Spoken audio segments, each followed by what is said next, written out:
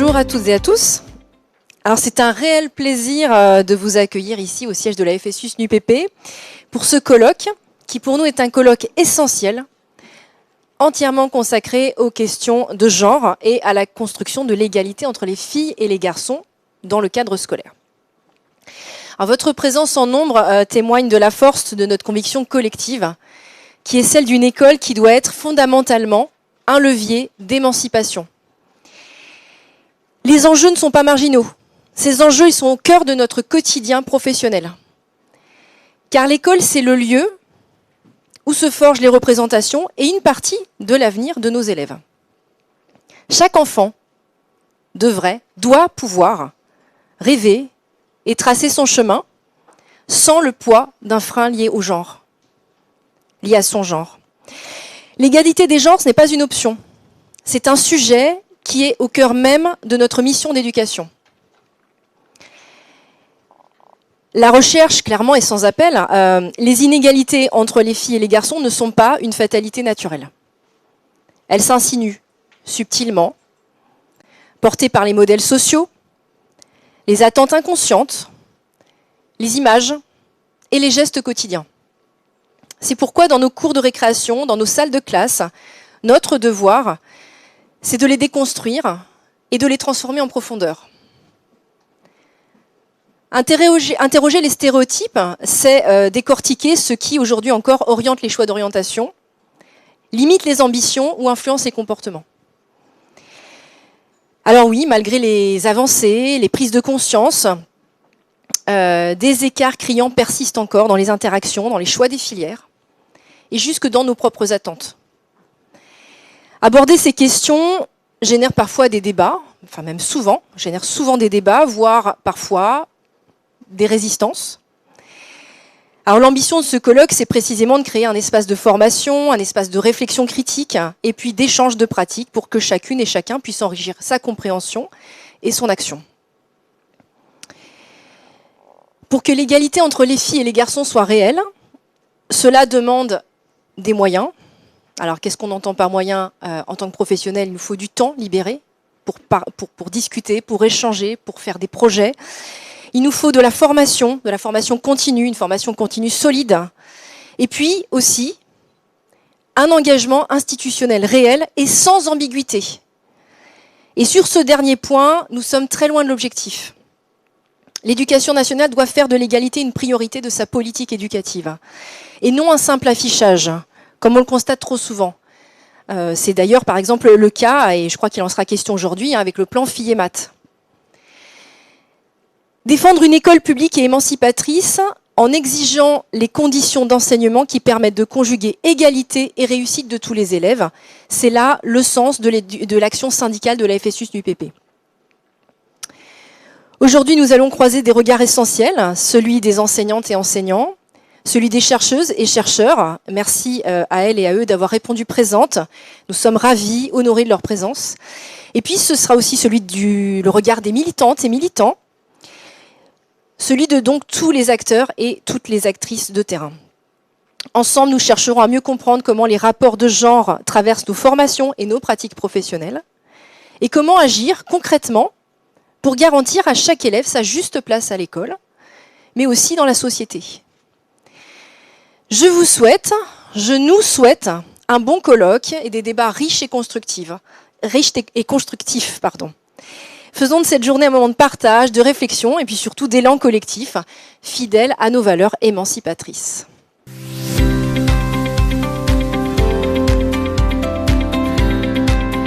Alors, je vais rebondir sur certaines choses que tu as pu dire, Aurélie. Différence de réussite et d'orientation scolaire et professionnelle, inégalité salariale, violence et discrimination. Le combat pour l'égalité est toujours d'actualité. Chacun, chacune doit pouvoir développer les compétences, les aptitudes, les goûts qui lui sont propres. C'est un projet que l'école doit porter pour toutes et tous les élèves qui lui sont confiés. Ouvrir les possibles. Parce que l'égalité, ça s'apprend, et que l'école peut faire bouger les lignes. En effet, seule l'école publique accueille tout le monde et permet d'interagir, de grandir, d'apprendre et se construire ensemble. L'école primaire publique doit contribuer chaque jour à l'émancipation individuelle et collective. Or, comme le montrent les travaux notamment de Jacques Glaise, La mixité scolaire ne signifie pas l'égalité de traitement et de considération des genres, ni l'égalité de réussite. Les travaux de sciences humaines et sociales et de sciences de l'éducation indiquent que les facteurs culturels sont prédominants pour expliquer les inégalités de traitement. Concernant nos élèves, il est possible d'affirmer que généralement les filles se situent dans le care, le souci de l'autre, et les garçons davantage dans l'agir. Que les filles sont globalement décrites comme scolaires et les garçons comme non scolaires. Il reste à savoir si l'éducation parentale et surtout si l'éducation scolaire diminue ou accroît les stéréotypes de genre, si elle en est l'un des vecteurs ou non. Ce sont les décrets d'application de la loi Haby qui instaurent définitivement la mixité obligatoire. La mixité n'existe donc véritablement que depuis une quarantaine d'années dans l'ensemble du système éducatif français. Mais la mixité signifie-t-elle pour autant l'égalité de traitement des filles et des garçons et l'égalité en droit, devoir, dignité? Traite-t-on les filles et les garçons de manière égale dans leur éducation en général et dans l'école en particulier? Je le disais à l'instant, la mixité n'est pas l'égalité. Et même si la mixité donne l'apparence de l'égalité ou à minima de la neutralité, les garçons dominent l'espace scolaire sous différentes formes. Les élèves garçons interagissent plus avec les enseignants et les enseignantes. Ils sont plus souvent sollicités par elles et eux, par nous. Ils occupent au plan sonore et au plan spatial l'espace scolaire et le dominent. Ils prennent plus fréquemment la parole sans avoir été sollicités. Ces traitements peuvent être considérés comme des programmes cachés d'éducation dans la mesure où ils ne sont jamais explicités ni explicites. La culture familiale opère un traitement très différencié des petites filles et des petits garçons. Cela suggère que ce traitement différencié n'est pas du tout issu de fondements naturels, mais bien culturels dans une société patriarcale. Si on regarde du côté des travaux d'Elena Giannini Bellotti, écrivaine, enseignante, pédagogue et militante féministe italienne, qui a écrit du côté des petites filles en 1973, dans son ouvrage, elle interroge l'influence des conditionnements sociaux sur la formation du rôle féminin dans la petite enfance, et elle souligne la force des stéréotypes de genre qui agissent dès la naissance et l'ordre familial et social qui les nourrit. La soi-disant infériorité des femmes, affirme-t-elle, naît de leur conditionnement. Elle n'est pas plus naturelle que ne l'est la supériorité de l'homme.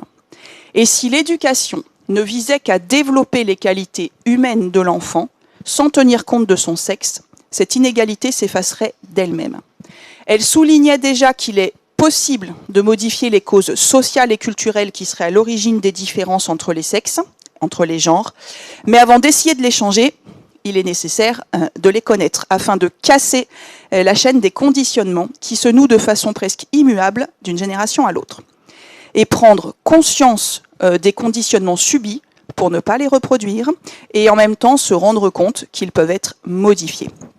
Car la recherche montre que les apprentissages et les parcours de formation restent hétéronormés et genrés, que certaines pratiques enseignantes, y compris inconscientes, concourent à renforcer ces inégalités.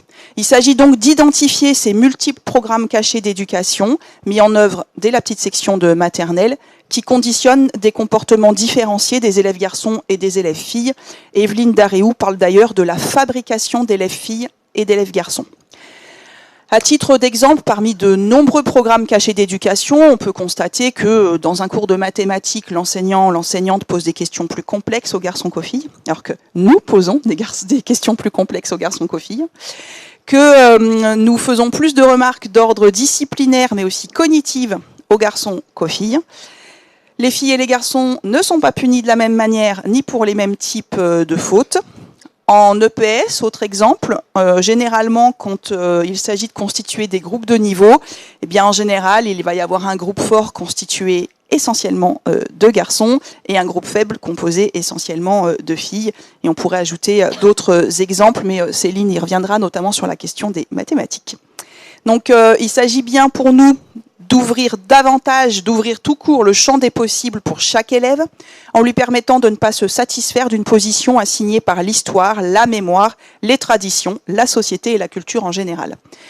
Si c'est effectivement dans la famille que s'initie ce processus, dès la moyenne section de maternelle et donc dès le développement de l'identité sexuée des élèves, l'école ne forme plus un individu élève ou une personne élève, mais, les formules sont de Jacques Glaise, un élève mâle porteur de stéréotypes masculins et une élève femelle porteuse de stéréotypes féminins.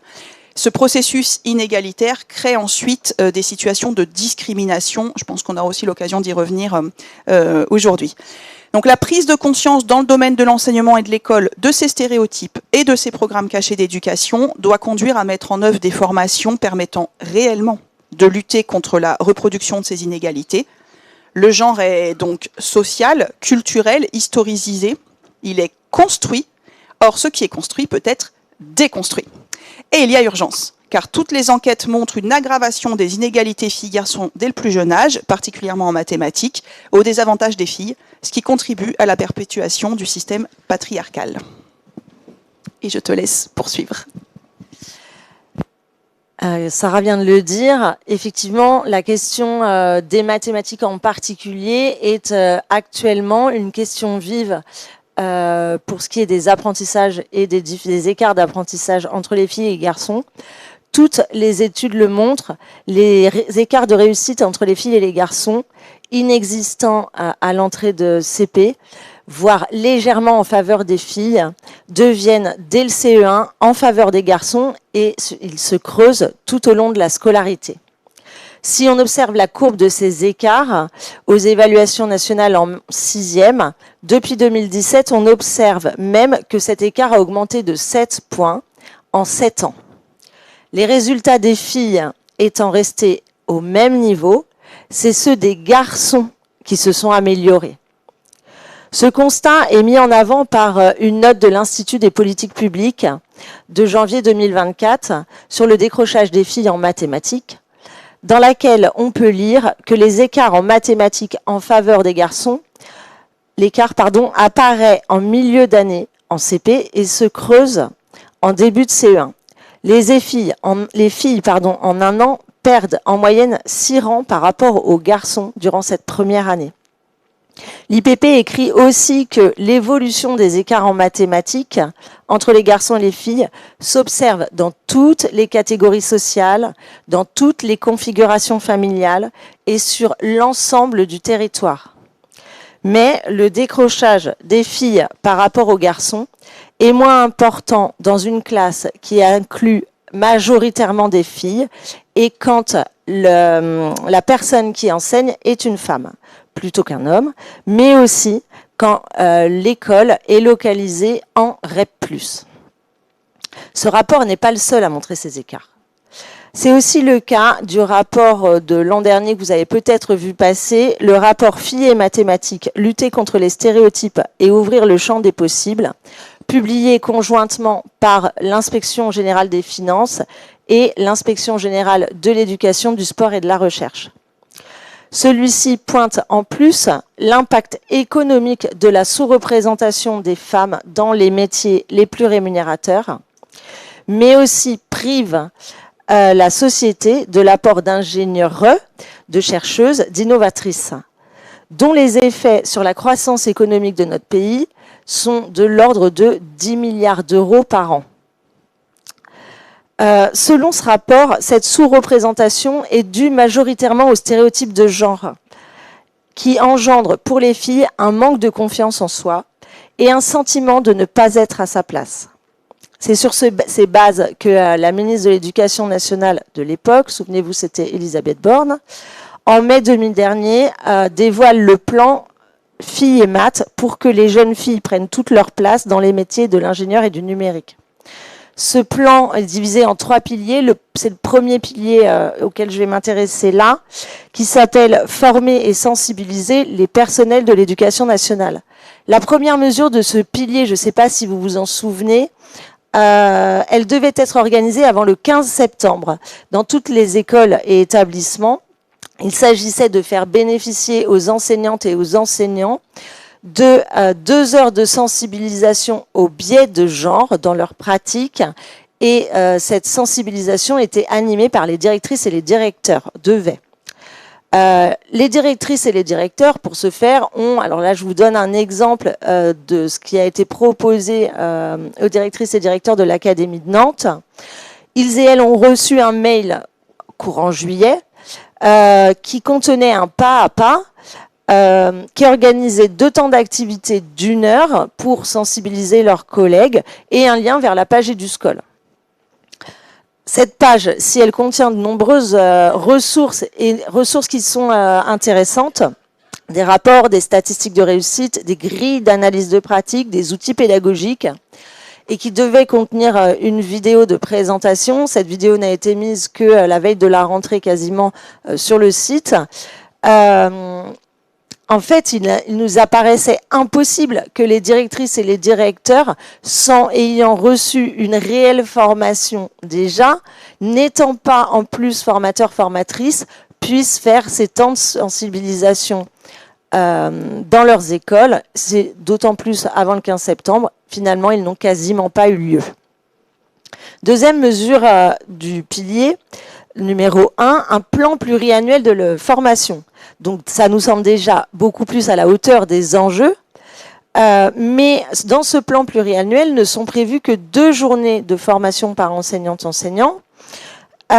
Et si ces temps de formation sont faits en partie en distanciel, là aussi ça peut nous questionner, puisqu'on sait qu'on a quand même une forte majorité de notre formation qui aujourd'hui est dans le distanciel. Si on regarde une étude expérimentale qui a été menée auprès de plus de 700 enseignants dans les académies de Bordeaux, Créteil et Versailles, étude qui a été faite en collaboration avec donc de la part de la division de l'évaluation de la prospective et de la performance et du programme d'innovation, données et expérimentation en éducation, elle visait en fait à évaluer l'impact des formations en distanciel. Donc 2 formations, une directement sur les stéréotypes de genre et la réduction des inégalités de performance en mathématiques. La seconde formation, c'était en fait une formation sur la didactique des mathématiques. La note du CESEN, donc du Conseil scientifique de l'éducation de juillet dernier, évalue en fait les conditions expérimentales de l'étude et retient les conclusions suivantes de cette étude. En fait, aucune des 2 formations n'a permis de diminuer les différences de réussite entre les filles et les garçons. Pourquoi ? Pas d'amélioration globale de la performance, parce que finalement, pour modifier durablement les gestes pédagogiques des enseignantes et des enseignants, cela nécessite des formations sur un temps de mise en pratique directe, avec un accompagnement dans les classes et un soutien dans la durée. Tous les gestes professionnels, nous dit le CESEN, ne s'acquièrent pas par une simple transmission d'informations. Les enseignantes et les enseignants doivent être formés aux gestes qui favorisent l'égalité, mais aussi pouvoir s'y entraîner, les répéter, et tout ça avec un feedback de la part d'un observateur ou d'une observatrice bienveillante. Le CESEN note même que de telles pratiques gagneraient à être mises en place dans les écoles pour optimiser les formations. On voit bien que là, en fait, on est complètement à rebours de la politique éducative de la formation actuellement développée pour nos écoles depuis 2017. En revanche, nous espérons fortement à la FSUS NUIPP que cette journée va nous permettre un éclairage et des apports concrets pour dégenrer nos pratiques pédagogiques, favoriser l'égalité entre les filles et les garçons et vous donner envie d'aller plus loin dans vos propres formations.